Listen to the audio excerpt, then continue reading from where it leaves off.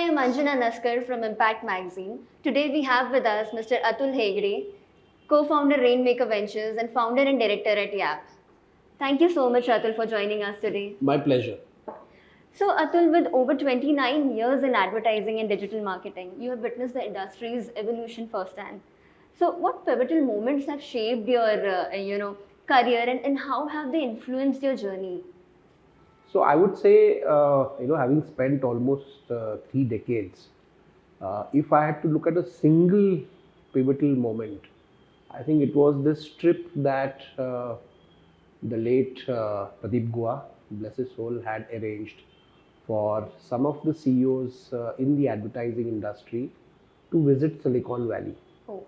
Okay, this was early 2000s, right? Uh, Internet was just about happening. It was the time when Yahoo was very big in India. Facebook was maybe 3 years old or 2 years old. Google was maybe 4 years old. I think YouTube, which was 2 years old, was just acquired by Google. So what he did is he brought together this motley bunch of about 20, 25 of us, and he arranged with the, I think, with IMI, he arranged this trip of visiting Silicon Valley companies. Okay. So we went to Silicon Valley, we spent a week. We were hosted at Yahoo, Google, Facebook, Apple, Disney we went to in LA. It was mind blowing. There was no Netflix at that point of time. And all these people wanted to meet the advertising and brand heads from India. Yeah. So they were so eager. So in fact, I remember at the Yahoo campus, Jerry Yang himself came to meet us. Nice. Right? Interesting. And that entire trip opened my eyes towards digital. Right? I was working in mainline advertising then, but just the potential that it would unruffle. And digital was very, very, very small in India at that time. Small is also a very big word. Yeah. It was that tiny. And I came back from that trip and I was very clear that I had to make the shift into digital. It was just coming. It was a matter of time. The fact that it took almost another 7-8 years in India for it to be significant is a different story. But if I had to choose all the moments, that was one pivotal moment, that 1 week of being on ground, seeing things for your own. Just going to those campuses, seeing how those companies were built, just helped me take that plunge into digital. And after that, there was no looking back. Great, amazing. So, Atul, as a founder of multiple ventures, including YAAP and Rainmaker, what core principles, guide you in your journey, in your entrepreneurial journey? I think principles are very simple. When you're investing in other companies, it's really you're betting on others. Right. Right? When you're building your own company, like in the case of YAAP, you're betting on yourself. But whether it's you or whether it's any of the other founders that you're betting on, I think the core remains the same, right? You're really looking for passion with the founders. Do they understand what they're building? Is it something that they will stick to? Sure. Or is it just a passing fad? That's the first thing that you look at. I think 70% of it is solved if you have a connect with the people you're investing in, or if you have a passion to what you're doing. Right. Like I've been in advertising and marketing all my life, right? So it's almost a passion. So for me to build a company in that when I started off on my own was a no-brainer, right? So I think that's really the guiding principle that, can you actually figure that fire out in the founders? Can you see that they're extremely dedicated to their cause? Everything else can be rectified, can be rebuilt, can be redone. But this is the core, the most important ingredient. And we've seen that across multiple companies that we've been involved in, that, if you have backed the right founders, they might go wrong sometimes, companies might be in trouble, but they'll always bounce back. Absolutely. So, Atul, YAAP has also been recognized for its 3D principles. So, how do you think this approach kind of differentiate YAAP from the other competitors in the market? So I'll tell you, when we started YAAP is just 7 years old. seven and a half years old, right? It was a very crowded market. It still is, It right? still is, yeah. There is no entry barrier for anyone to come and open a digital marketing agency, or for that matter, an advertising agency. Every time we hear that somebody senior has left and they've started, all of that. But from day one, we were very clear that we were building for scale. We wanted to build a world-class company. That doesn't mean that we wanted to open 20 offices all over the world. But whatever we do, we had to build world-class. So from day one, the systems that we put in, the kind of professionals that we engaged in. I keep telling people that YAAP is a startup, but we are not upstarts. All the people who run YAAP, right? And we have a partner structure. We do not have a CEO structure. There's no CEO in YAAP, right? It is built like a partnership model where we have senior partners who run it. Senior partners are either defined by a domain, right? So it's either a company that we have acquired and the founder has become senior partner. So for example, in our design domain, or the 3Ds, I'll come to it, right? We'll have a senior partner. Similarly for media, similarly for content, we'll have a senior partner who has come from the company that we have acquired and continues to be with us, right? So that was the first thing that we broke.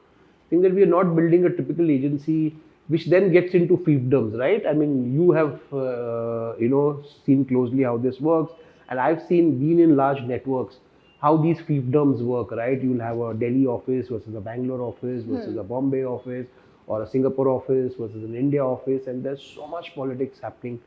It just destroys it. So from day one, we wanted to create that differentiator. Then we said, in terms of offerings, how can it be different? Typically, if you look at digital marketing companies, right, there are two ways to go about it. One is a pure creative digital marketing agency, right, where creative founders have come together and they've started something. The other side is the techies, right? So somebody thought of an ad tech product, a martech product, and they put together and they go on to it. They primarily have straddled either creative or media, right? So you see this, and then in between there are some tech services. We said at the core of anything that we do, we want a very strong design and creative philosophy, which is there. But we want to marry it with media and tech. So the 3Ds that we talk about, right, which is design, discovery, and distribution. We acquired, Brand Planet Delhi, which was part of Elephant Design. So that was the first acquisition that we made when we launched YAAP. YAAP was just 2 months old. Okay, so Elephant Design had a joint venture called Brand Planet Elephant in Delhi, which was working with clients like Coca-Cola. This Elephant Design is Ashwini Deshpande. Correct. So they had a joint venture. They had a company called Brand Planet, which was in Delhi with the Roy brothers, Shouvik Roy and Anjana Roy. So we bought out that entity. With that, because they were working with clients like Coca-Cola, Paperboard, very interesting this. But most importantly, these guys, these founders, they understood brand, they understood design, because they were part of Elephant Design. So that entity we bought out, that was our first acquisition that we did. So under design, we do all forms of design. So it could be packaging design, it could be a website design, it could be designing a YouTube show, it could be designing any form of design that you would want, design of content, right? Now content for us, we don't define that it should only be digital. Like if you see our packaging portfolio, it's very strong. If you see our brand identity portfolio, it's very strong. We do far and few, but the quality of work is just outstanding. So that's design. Then we said, so if you logically look at, a linear journey, once you created content, once you designed something, you want people to see it. Right. So that comes in discovery, which is primarily influencer marketing. We got into influencer marketing almost 5 years back. Before it's a buzzword, and right now it's thoroughly abused, and it's not the kind of influencer marketing that ideally should be happening. But anyway, that's evolution of a category, and this has been exploding. So discovery is primarily influencer marketing. Once you have created content, how do you get your audience to discover it? Right? So we do all kinds of there. So there also we tied up with Tagger about 2 years back. Tagger is the world's #1 SaaS platform for influencer marketing analytics. for identification of influencers, for campaign management, So blah you blah, all only of that. build campaigns, but not in talent management side. No, we do not manage any influencers. Oh. That's not our core. Our core is really about understanding what a brand wants and having solutions around that. Right? So that's discovery. Distribution, which is our third part, is primarily once you have done content, you've got people to discover it through influencer marketing, then you want to push content, which is basically paid media. So media planning and buy. Yeah. So we acquired a company called Oplify in Singapore. Okay, Oplify started off as a pure programmatic media agency. It has now become a full-fledged media company. They do all parts of media, so from planning to buying to execution, from performance marketing to high impact campaigns to programmatic to lead generation, app downloads. They do everything. So that's and we have now again integrated them to YAAP. So that's the distribution part of it. So once you had these three, anything that we have done in the last 7 years are strictly in these three buckets. See, one of the biggest things about digital marketing, growing the way it has, and now of course the number one spending category in India, is there is always temptation to add this and that and that, and we didn't want to do that. We want to do what we were good at. We wanted to focus, and that's something that has paid huge dividends for us. So these are the three Ds that we work within YAAP, and clients can buy a single service, they can get multiple, they can get all. Really depends on how the engagement progresses and how well we deliver on their expectations. Right. So Atul, you also mentioned about being present in Singapore, and you're present in UAE and yes. obviously India. So how does YAAP tailor its marketing strategies or overall business strategies to cater to such diverse markets? So I'll tell you, our biggest lesson was, when in the first 2-3 years, we wanted to figure out how to crack a local market. We were thinking whether we should send our talent there. And then we figured out that the best way to crack a market is acquisition. True. Or hire a very strong local leader. In our case, we have just gone through the acquisition route. So 6 years back, we acquired Oplify, which was based out of Singapore.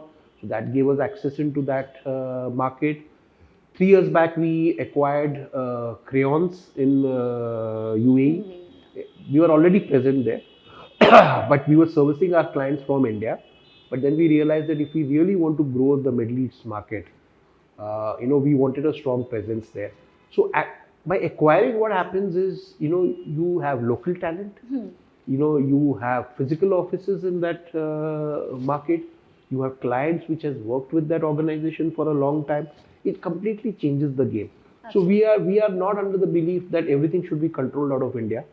India continues to be our largest market, right?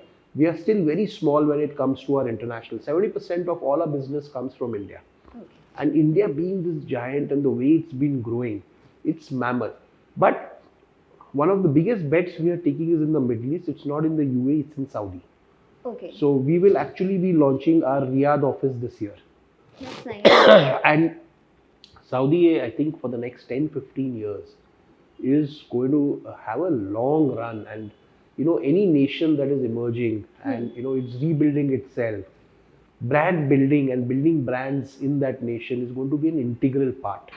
And we're already seeing that, right? We already see glimpses of Saudi brands in India. You already see that Aramco is part of IPL. Yeah. You already see that Saudi tourism is again doing something in IPL. We keep hearing things that Saudi tourism does. This is just the beginning, right? With 35-40 million population in that country, you want to see so many homegrown brands that are going to be built there, right?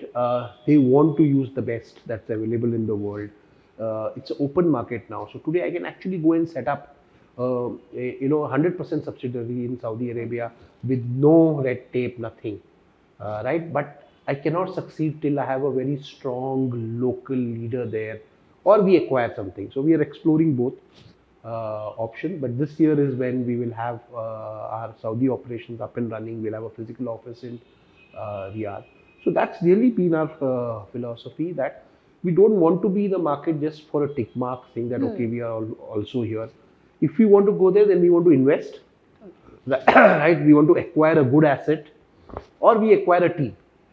Both of it. It can be a management buyout. It can be. I mean, it really depends on how we want to go about it.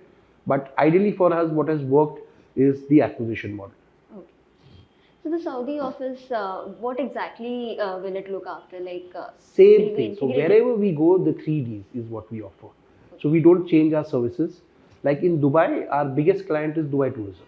Okay. Right? Visit Dubai is the world's #1 tourism brand. Yeah. Right? It's very rare for an Indian agency to be working with them. There was a global RFP they had floated. We were 2 months old that time and we won it.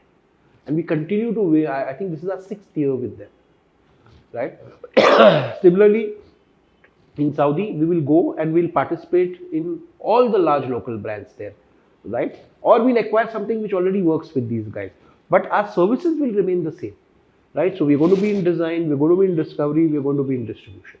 That's our core, right? We understand that inside out. It's easy for us. So even tomorrow, let's say I go and acquire a local Saudi agency, which has good clients, but doesn't have the kind of services that YAAP currently has. It will take us 6 months to educate and, upskill those teams in all our services. Right. Without sending a team from here, because they will have no cultural nuances, they'll have no understanding of what's happening on ground, right? So we don't believe in this thing of, okay, let's pick up a social media project and the content will be done in India. It doesn't work that way, right? You have to go, you have to understand local nuances, local culture, you have to be embedded there to do that. But our services, wherever we launch, is going to be these 3. Oh, great. So also the integration of AI has been changing the digital marketing scenario quite rapidly. How is YAAP using AI or generative AI in its initiatives? So I'll tell you, right now, everybody who talks about AI is AI washing, right? It's just AI saying that, okay, I used AI. Using ChatGPT, using some others, to get images, to generate images, is not usage of AI. Yes, it's the beginning, right? Generative AI is fundamentally going to change the way our industry works. Now, whether it's going to take 1 year, 2 years, 3 years, 4 years, 5 years, anybody's guess, right? But currently what's happening is AI washing, right? Saying it's very cool to say that we have created this campaign using AI. I mean, it's not going to take you beyond that, right? For example, we are currently, we want to get into AI where AI is of real use. So I'll tell you, in our domain, AI for marketing analytics, currently, if you see the use cases across companies that are using it, is far ahead than generating content, right? All the conversation we hear about AI in our industry is about AI using for generating content. Yeah. These visuals were generated by AI, these graphics were generated by AI, this is what we were able to do. But in marketing analytics, there's a huge space for that, and that's the space that we are actively pursuing, okay? And it comes under our distribution umbrella. It sits beautifully into what we're doing. So again, we want to take the 3Ds and we want to see how AI fits into it.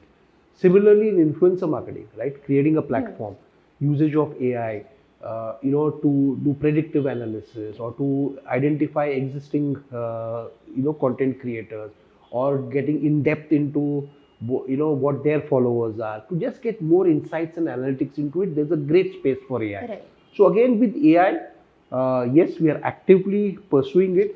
We are nowhere there, right? We have lots of kids in the office who use AI and they create some stuff, which is great, right? They should explore the medium, but it will be foolish to say that, okay, we use AI to do X, Y, Z in our industry. Nobody does it. And whoever talks about it has no clue of what they're talking about, right? We want to use it for the right thing. So I believe that our first experience with AI in YAAP is going to be marketing analytics led, right? In fact, we have identified a company, hopefully, should be part of YAAP very soon, which is purely using AI to drive marketing analytics for large FMCG companies. Right. So that sits in very beautifully with our distribution business. Similarly, we are currently figuring out how do we integrate AI into most of our influencers. This on a SaaS level, right? On a platform level, on a tech level. That's what happened. I think AI for content is going to take time. You'll have to upskill your people. You'll have to see how it works. it will happen, right? Okay. It's just that I don't know when it's going to happen, right? Maybe 2 years, 3 years, I don't know. But the fact that it's changing so rapidly, even within the AI industry, right? What is important is that we need to keep our eye on it. You cannot shrug from it saying that it won't work in our industry. Absolutely. In fact, I believe that this is one of the industries that's going to all the industries are going to get disrupted by AI. It's just a matter of time. Some will get disrupted earlier, some will get disrupted later. It's just that I don't know at what time will it come into our industry in terms of disruption. In terms of small usage, yes. But again, like how we have built YAAP, like I keep telling a lot of people that one of the beauties of building YAAP is we have built it with very little stress. Right? We are not that typical agency culture where people are like, burning the midnight oil and this, that. It's not that. See, even now, if you guys walk into the office and see, it's a very different culture. Right? Also, it's a very young company. Average age is 26 if I have to leave the senior partners out of it. Right? So again, AI, we want to do it the right way. We don't want to be in this mad rush to put out 2 campaigns there saying that, hey, it's been done by AI. That's not going to take us far. Also, we are also currently piloting a program where we want to see how AI can better our efficiency internally. Okay. Right? So can I actually use it in finance much better? Yeah, that would be better. Yes, Actually. can I actually use it in workflow management internally? Once we do all of this, then we'll have the confidence to go out and do this. But here also, I'm a great believer of the acquisition model. Okay. Like how we have gone into every country with an acquisition, if we have to seriously get into AI, especially in the marketing analytics space and all, I think acquisition is a great route for that. There are some very nice emerging companies in India that are using AI in the marketing arena, right? Not necessarily for creative generation, right? And I think it's early days, so it's great opportunities for acquisitions again in this space. Okay. So this new company you're talking about, in the AI space, is it going to be like, is it India based or for some other market? I'm only looking at no. See, the beauty of it is there's lots of local Indian startups that you can look at acquiring or funding or having a stake in it. The services are global, so sitting from here you can service like this company we're talking about. Actually, services in the Middle East, but it's based out of Gurgaon, right? So unlike because here there is no cultural nuances. Here there is none. It's not about saying that okay, local knowledge is primary. Right? So if you get this right, you can actually apply it anywhere. True. So yeah, but primarily the acquisitions that we're looking at in this space, currently the conversations that we are having is all in India. Okay, great. And also, Atul, who are your top clients? Like you mentioned that in UAE, you have Dubai Tourism. Yes. So in India and in your other markets also, like who are your top clients? So in India, UPI, we've been their agency from day zero. Almost from the day the product was launched, we've been their agency. Then there's RuPay, which is again very big. There's Adani Realty that we work with. We haven't announced this, first time I'm telling you, but I think they'll announce in a couple of weeks. That's a very large relationship that we have. We work with Jindal Stainless Steel, our Dinox brand that we work with them. We work with SBI General Insurance in Bombay. Then in Delhi, Del Monte is again in fact, we just launched a beautiful campaign for their chocolate sauce. Okay, and this was a relationship that began by us doing one part of work, and today we work with multiple brands with that brand within a year. Hardcore FMCG space, FMCG brand, some great work is happening in that.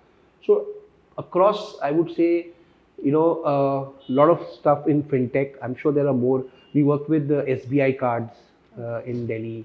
So I think at any point of time, there are about 35 to 40 active clients that work with. A lot of them do projects because of the services that we offer. So for example, influencer marketing could be a project that we work with. But yeah, it's overall in our journey, I think it's been more than 200 brands from the time that we have started at some point or the other. And it's been across fintech, it's been startups, FMCG, it's just been across all of that. So Atul, what strategies do you recommend for independent agencies, to create, to maintain operational focus and I think it's a great question. sustainable growth? It's a great question. It's something that I'm very passionate about. Okay, so, and you guys can do this exercise, right? Uh, ROC has filings of all agencies, all companies. And if you actually, and this is something that I did about 6 months back, if you actually see all the independent agencies that make noise, which is out there in media, the founders are receiving awards, they are doing this, that, you see press releases that they have done this, they have done an AI campaign, they have won so many awards. Just go and get their ROC filings. Okay. And you will realize that it is, most of these companies are struggling financially, right? I mean, it will be very difficult if you had to go and put a benchmark that, can I look at independent digital companies in India who are at least, say, 5 years old, okay, not the new ones, who have 10 crores plus of EBITDA. You can count them on your fingertips. So what it tells me is that there is so much noise which founders create, which agencies create. Again, I'm talking strictly in terms of independent agencies. And I'm a huge fan of them because it takes a lot of courage to build this. But the problem is, very few are able to scale it. Everybody is stuck in this whole rut about, so I'll tell you, typically they will reach about 30-40 crores of top line, about 2-3 crores of EBITDA, and then you get stuck. And somebody should just do this exercise. Forget what you hear in media. If you just go and see everybody's numbers, it's shocking. It also tells me that most of the founders are struggling, most of the companies are struggling. They're doing very good work. They're doing better innovation than most of the big guys. But the financial muscle is not there, right? Because I primarily feel it's because it's managed, the way it's managed. There is no reason to have 150, 200 people in a company that does 2-3 crores of EBITDA, okay, right? It's structurally built wrong, right? Access of capital is very, very important. And I feel most of the smaller independent digital agencies do not have access to that capital because they do not have the right people guiding them. Okay. Very, very important. Because companies which get stuck are primarily fighting cash flow issues. Are fighting to ensure that, how do I ensure I pay salaries on time? How do I ensure my collections are on time? And they really get stuck in that instead of actually focusing on what's the next innovation we can do. In spite of all of this, I think some of the best work comes from independent agencies. True. Right? But to answer your question, what do they need? I think there's a lot more structure that's needed. I think there is definitely some kind of a body, I don't want to call it an industry association, but there's some kind of a group that's needed, which is of independent founders coming together, sharing knowledge, helping each other, especially when it comes to financial knowledge. Okay. Today you can access capital the right way, right? Doesn't matter if you're a small company, you don't have to be a this. If that alone, we have enough education and we have enough founders leveraging it, half of these companies will grow by 200% year on year for the next 3-4 years because they have the talent, they understand, they work, and big brands today are ready to experiment. Yeah. There are large brands who are very happy to work with a startup, very happy to work with a 10 people agency. Those mindsets are not there. Like when I started digital marketing, just to go and educate people on digital marketing, the large companies was an issue. Yeah. Today, large companies want to work with newer companies, right? So that barrier is not there. But I think this whole financial education is very, very important. The other thing that if you see in all these companies, that is one common thing is they do not have a strong CFO. Okay. It will typically be a middle management finance person who's running the show. And a strong CFO makes a huge difference. From your banking relationships, from leveraging capital, access to capital, managing cash flow, putting in systems. That is where I feel that the independent agencies lack. And, this is something that I'm really passionate about because I've seen it firsthand. I've seen it across companies. I've seen it in my own company. If you put that in place, and run it financially well and let the people focus on doing the business, helping brands build, the growth is going to be tremendous. So that's where I feel that most of this, and it's sad that in spite of so much work happening, in spite of so much hustle happening, we still don't have enough companies in this category that has scale. So, Atul, given the rapid growth of influencer marketing, how do you see it shaping the industry in the coming years?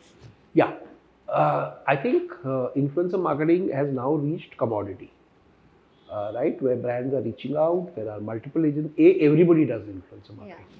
From a PR agency to a digital agency to an offline agency to a media agency, everyone does it. It's become like commodity trading, right? I think 80% of all spends that happen, and spends can range between 2,000 to 3,000 crore as a category, depending on who you're getting your figures from. I think 80% of all those spends go to a pool of less than 300, 400 content creators, right? The first thing that I think will change in the next 3 years is the long tail will become relevant. Influencer category cannot grow by having the same 300, 400 creators doing 80% of the campaigns.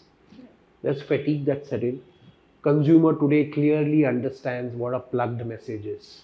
Yeah. Right? In spite of ASCII coming out with rules saying that every campaign has to be flagged off as an ad, very few people do it. It's very difficult to enforce that compliance, which is there. But the biggest compliance is when the consumer is aware of it. And today consumer knows. You and me know. Yeah. When we see something, we suddenly see something happens, some controversy, something is leaked, we know it's all plugged, right? So the very nature of influencer marketing is set to change. The first change that will happen is it will get into long tail. The moment it gets into long tail, tech comes into play. Okay. Because you can manage 300 people on an Excel sheet. You cannot manage 10,000 content creators on an Excel sheet. Right? You will need analytics. You will need a platform that crunches data. You will need the right kind of, and there are a few companies in India who do that. It will just get better, right? Campaign mechanics will change into what the requirements are. Today, influencer marketing seems to be one of the tick marks that most brands want to do, and then typically you will want one big face which is doing that. That will change into objectives, saying that okay, I'm launching in these 5 states, right? Can I actually get content creators from these 5 states, right? Also, my fundamental disconnect with current way of influencer marketing is, right? Influencer marketing is about influence. Right. It has been used as a reach medium. Yeah. So you have forgotten that you coined this term influencer, right? Which means they have some influence. Now that influence is not dependent on the number of followers that I have, right? That is a reach mechanism. So okay, you have 10 million, let's do that. You want to reach those audience, right? There are better ways to get that same reach. There are better mediums to get the same reach. There's better cost-effective ways to get that reach.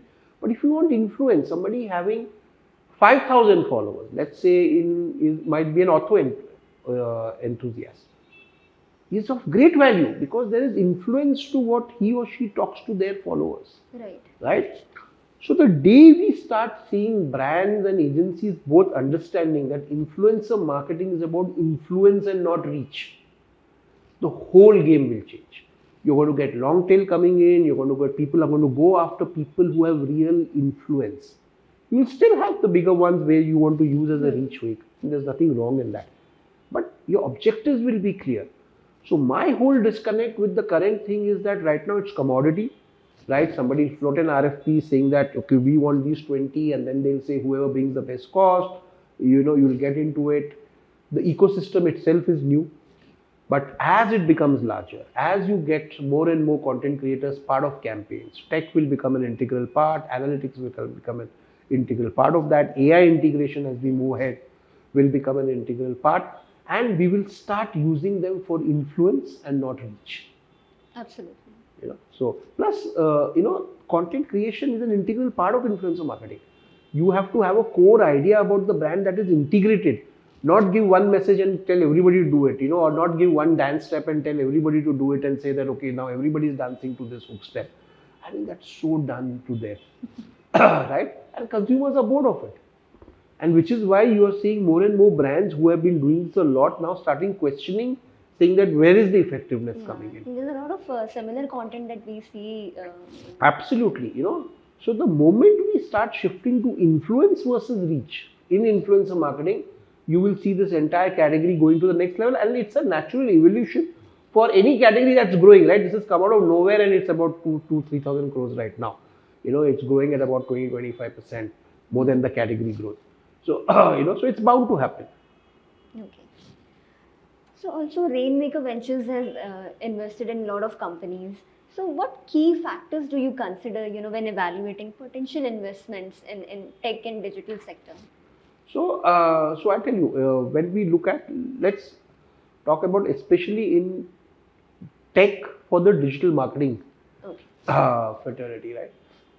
Ecosystem, and we are actively hunting currently across all of these. Right, it could be tech for content creation, it could be tech for influencer marketing, it could be tech for media, it could be any of this, right? So we are not early stage investors, right? So we don't come at a seed idea or a idea on paper.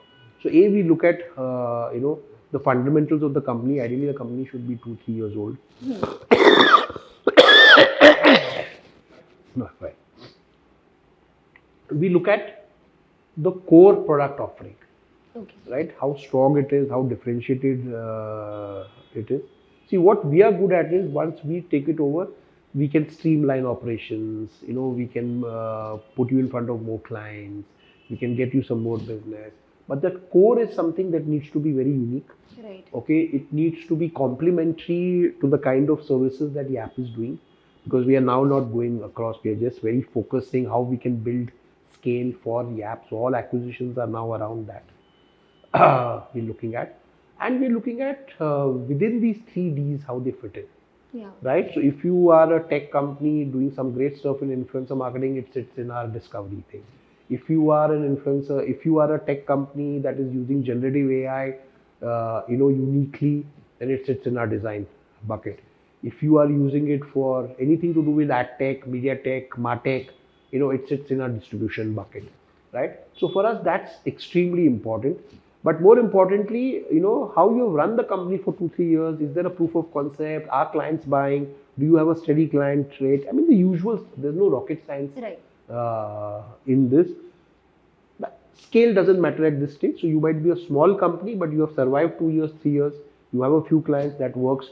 Or you would have had substantial scale, that also works for us. So we don't differentiate in terms of scale at this point of time when we are looking at. And I mean, just to give you, in this last year itself, I've met some 50-70 companies in this space, and some of them are extremely encouraging. So there's a lot of good work happening, right? It's just about finding that right fit, and then of course the founder connect that I spoke to you about, right? Ultimately, you're going to work with that founder for the next 3, 4, 5, 7 years, depending on how you structure the deal. And that again is very important. You have to have. You might have a great company, but if you don't have that founder connect, then it will never work out. Right. So then there's no point going after that. So these are some of the parameters that we use to evaluate. And also, what kind of growth have you seen for YAAP in the last 1 year? So in the last 3 years, YAAP has been growing on an average at 50% year on year. Okay. Right? Which, if you look at the category, growing at about 18 to 20%, it's almost 2.5x of category. Last year in particular, I mean the one that we will end now in March, YAAP would have grown in terms of bottom line, would have grown by almost 400%. So it's been an extremely, this in terms of top line would have grown by about 40-45%. So we are bringing in more efficiency, we are pricing our products more premium. But consistently, if you look at the last 3 years, it's been 50% year on year growth that's happening. It's still very early stage. It's still a very small company. This kind of growth is not sustainable. Beyond a point, you cannot grow at 50% every year. So at some point, it will plateau, which is why we want to get our acquisitions game up. We want to spread into different markets. But right now the momentum is there, and I see them continuing like this at least for the next couple of years. Okay. And also, finally, my last question. You're also known as a sneaker enthusiast. So how does this personal passion, influence your professional life, if at all it does? It actually doesn't. Okay, the only way it impacts is that the sneaker culture in India is now so vibrant, and because of that, I meet so many fascinating people from different domains. Right? I mean, I meet lawyers, I meet people who are in advertising, people who are, I meet doctors, I meet very different professionals. I meet, and at some point, some of that rubs into work, but it's very, very minuscule. They are actually two different worlds. They don't. But just the fact that it's a great tool to meet interesting people who have similar passions, and some of them are extremely successful in what they do.